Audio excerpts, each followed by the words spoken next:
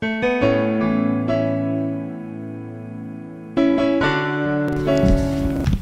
I now request Dr. Indrani Gupta to chair the session and facilitate the discussion. Thank you. Pleasure to be here in Bangalore at this conference, and I want to thank IHP for giving me this opportunity to be here. We, I think, are running slightly out of time, so I'll just set the stage and not go through my presentation entirely. Since this session is on universal health coverage, coverage in general, health insurance, I thought I'll just put on in front of you some points that might be helpful to have a larger discussion later on. So I will talk really today about options that we have to move forward, trying to be a little more optimistic than the previous session maybe. Now we have moved on from the MDGs to the SDG goals. And the SDG goals, that the two relevant goals for us in the context of universal health coverage are the achieving universal health coverage, including financial risk protection, which is the topic of the session, access to quality essential health care, essential medicines and vaccines for all, and to substantially increase health financing. Now these are the two most important goals for MDG, for the SDGs, for even for all countries, but especially for India. Now my submission is that we really need to understand whether we are serious about universal health coverage in our country. And I present some very brief evidence again. Some of it, most of it has been seen by all of you, but it's important to put it in context about health-seeking behavior, about health financing, current health coverage scenario, options we have, and why we might miss the boat on universal health coverage. Now, this is data from the NSS 71st round. Somebody talked about large data sets and how we use them to death, but they are useful to at least understand how things have changed over years. And this is hospitalization expenditure by quintile, and we can see that we have a serious problem of equity here as well, where the lowest quintiles seem to be spending much more on hospitalization as well as also on OPD, and there is an economic gradient right there, given that the higher income people are spending less than they should, given the fact that they have more income.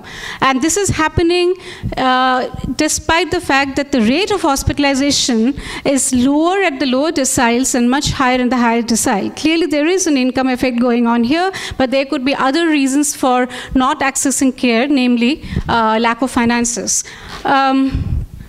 If we look at the composition of household expenditure, out-of-pocket expenditure, we have seen over years that it's really definitely medical hospitalization, but it's also OPD, which we seem to be missing often in our discussion. So we have seen a rise in hospital expenditure, but we have also, the bulk of the expenditure remains on outpatient expenditure, outpatient services. And the type of providers, we've seen this again and again, but this is new evidence from 71st round again, that mostly Indians choose private facilities and hospitals, and the average hospitalization expenditure at private facilities is about 4 times higher than in public facilities. We have done some work in IG using some ICSSR funds, and some of us in this room are also involved in this. And we find the same evidence from these 3 states that we've looked at, and we find that private expenditure remains the major expenditure in out-of-pocket in the country. And proximity and good reputation remain in that order, the main reasons for accessing. So even for private sector, proximity is important for individuals. In this survey, we also looked at whether individuals switch. So once you have gone to one facility, do you like to switch to another one because you are not satisfied? And interestingly, the switch is mostly towards private hospitals. Even if you've gone to a private, you're switching to private. If you have gone to a public, also you switch to a private. So overwhelmingly, we see that we are voting with our feet and we are going to private providers, even in the second pass through our health-seeking behavior. Now, this is the stage for where we are in terms of what we need. The health coverage is really very little. It's about 20% of the population, corroborated by our own survey in the 3 states and 8 districts, that only 20% of individuals are covered by any scheme at all.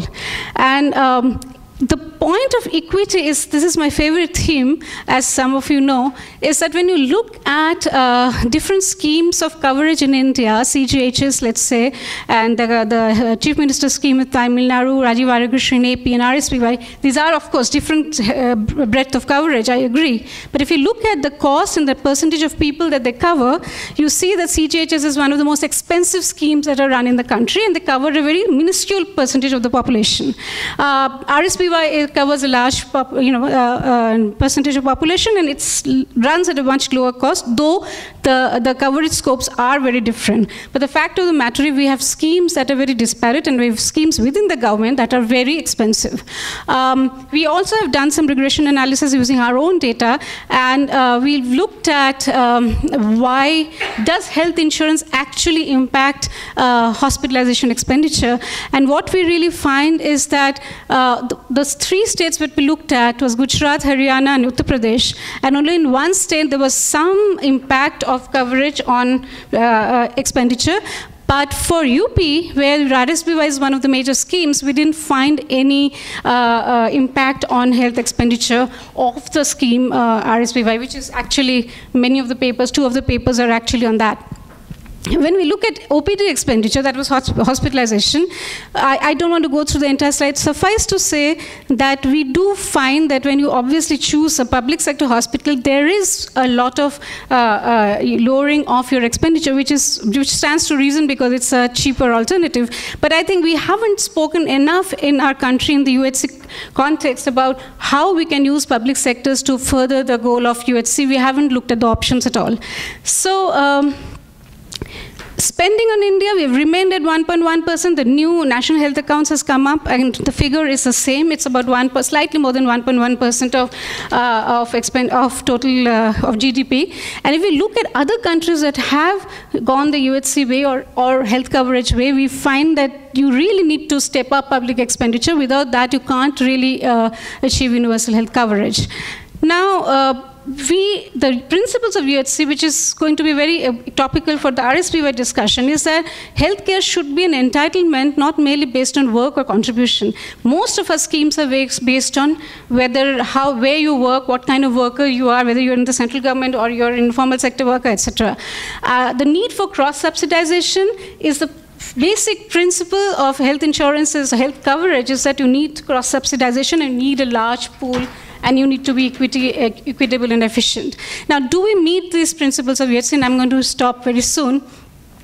Except the schemes for selected population based on employment, I just said, most of the government schemes give basically free care to a small section of the population, including the railways. I'm not talking about the defense, they are a different kind of profile.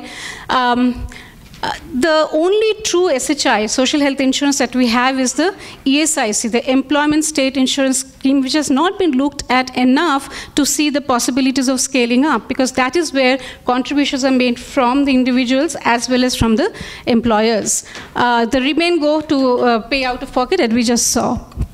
So I want to finish on this note, is that we really talk about UHC in the country, but we have really not had any cogent thinking on a blueprint we need for universal health coverage. It is not being prioritized. We can see it from the health allocations that we have had, and there are many ad hoc announcements that happen. You know, this scheme, that scheme, and mostly hospitalization schemes. I'll give you an example. For instance, the scheme announced in the budget was only for hospitalization for 1 lakh per family, etc., and it has nice add-ons like dialysis services, etc. But we know that it is not enough because it's a hospitalization scheme. You need to include OPD. There is no detail about supply side, where people go, whether they access private or public, and where is the matching budget provision? It doesn't come with any budget provision. So rationally, looking forward, we really need to think of, first of all, where we are. This is what evidence is all about. This is what the conference is about. We haven't really figured out a map and a situational assessment of who is being covered and how and where they go and how much do they pay. This has to precede any UHC launch. The other thing is pooling. Now, why is it a very hard decision? Because the people who are the best beneficiaries of the current system are the policymakers themselves. So CGHS, for instance, is actually, I've always been, some of us have always been arguing that there should be mergers and consolidations of current schemes like CGHS and railways and ESIC, and we have given a blueprint actually to the government, which I don't have the time to walk you through, but suffice to say that there are options that the government has to pool, because if you don't pool across income and risk, then you have lost the battle on UHC seriously.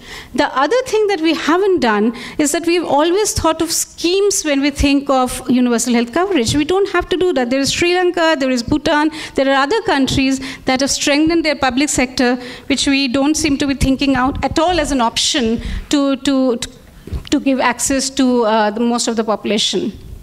If you pool, you can actually see, these are some of the options that we have figured out. You can actually see that you can bring down the cost as well, because that's the principle of pooling and economies of scale. Finally, we have to first acknowledge in the country, by we, I now actually mean the policymakers, frankly. We have to acknowledge that there are serious imperfections in the current system of coverage. It's not universal health coverage by any stretch of imagination. We don't have the roadmap. We need reforms. All countries that have had UHC have gone through 2, 3, 4, 5 years of reforms before they've reached there. So we need those reforms. They can be incremental. They can be slow, steady, but we need them. We need to consolidate. We need to think of purchase of services. We need an apex body outside of the IRDA that can regulate and coordinate and provide oversight. And we need to understand the roles and responsibilities of the government and the center state roles. Thank you for laying this stage.